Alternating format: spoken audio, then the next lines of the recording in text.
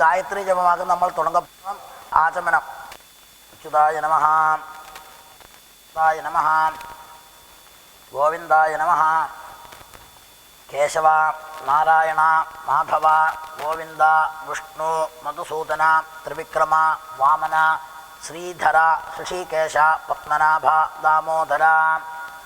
അടുത്ത് പവിത്രം കയ്യിൽ പോട്ടുകിടത്. പവിത്രം ധൃത്വ ദർഭേശ്വാസീന, കാലും കീഴ് ദർഭയെ പോട്ടുകിടത്, കയ്യലമ്പിക്കരുത്. ഉപസ്പൃശ്യാം, പവിത്രത്വം കൂടെ 2 ദർഭയെ ചേർത്തുകിടത്. ദർഭാന്ധാരയമാന ശുക്ലാംബരധരം വിഷ്ണം ശശിവർണം ചതുർഭുജം പ്രസന്ന വദനം ധ്യായേത് സർവവിഘ്ന ഉപശാന്തയേ. പ്രാണായാമം. ഓം ഭൂഃ, ഓം ഭുവഃ, ഓം സുവഃ, ഓം മഹഃ, ഓം ജനഃ, ഓം തപഃ, ഓം സത്യം, ഓം തത്സവിതുർവരേണ്യം ഭർഗോ ദേവസ്യ ധീമഹി ധിയോ യോ നഃ പ്രചോദയാത്.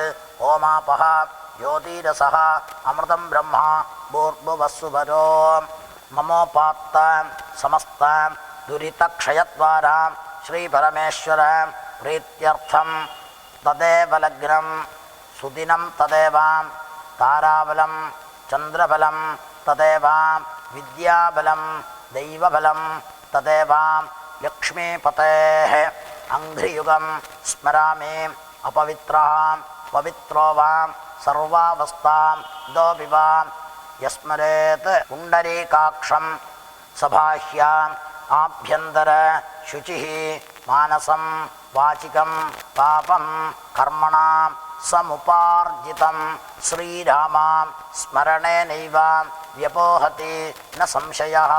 ശ്രീരാമാം രാമ രാമ തിഥിർവിഷ്ണുഃ തഥാ വാരഃ നക്ഷത്രം വിഷ്ണുരേവ ച യോഗശ്ച കരണം ചൈവ സർവം വിഷ്ണുമയം ജഗത്.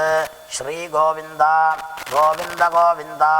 അദ്യ ശ്രീഭഗവതഃ മഹാപുരുഷസ്യ വിഷ്ണോരാജ്ഞയാ പ്രവൃത്തമാനസ്യ അദ്യ ബ്രഹ്മണഃ ദ്വിതീയപരാർദ്ധേ ശ്വേതപരാഹ കൽപ്പേ വൈവസ്വത മന്വന്തരേ അഷ്ടാവിംശതി തമേ കലിയുഗേ പ്രഥമേ പാദേ ജംബൂദ്വീപേ ഭാരതവർഷേ ഭരതഖണ്ഡേ മേരോः ദക്ഷിണേ പാർശ്വേ ശകാബ്ദേ അസ്മിൻ വർത്തമാനേ വ്യാവഹാരികേ പ്രഭവാദീനാം ഷഷ്ട്യാः സംവത്സരാണാം മധ്യേ വിശ്വാവസു നാമ സംവത്സരേ ദക്ഷിണായനേ വർഷഋതൗ ശ്രാവണമാസേ കൃഷ്ണപക്ഷേ പ്രഥമായാം ശുഭതിഥൗ ഭാനുവാസര യുക്തായാം ശ്രവിഷ്ഠാനക്ഷത്ര യുക്തായാം ശുഭയോഗ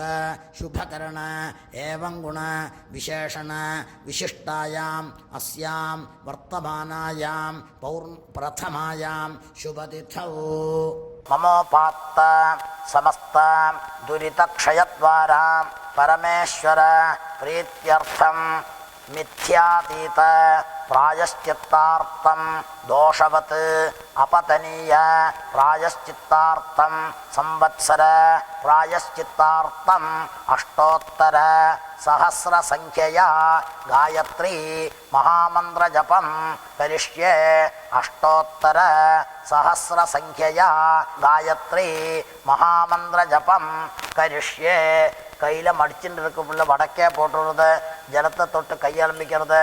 പ്രണവസ്യ ഋഷിബ്രഹ്മ ദേവി ഗായത്രീ ഛന്ദഃ പരമാത്മാ ദേവത ഭൂരാതി സപ്ത വ്യാഹൃതീനാം അത്രേ ഭൃഗു ഗുപ്സ വസിഷ്ഠ ഗൗതമ കാശ്യപ ആംഗീരസ ഋഷയഃ ഗായത്രി ഉഷ്ണിക് അനുഷ്ടുപ് ബൃഹത്തി പങ്ക്തി തൃഷ്ടുപ് ജഗത്യഃ ഛന്ദാംസി അഗ്നിവായു അർക്കവാഗീശ വരുണ ഇന്ദ്ര വിശ്വേ ദേവാഃ ദേവതാഃ.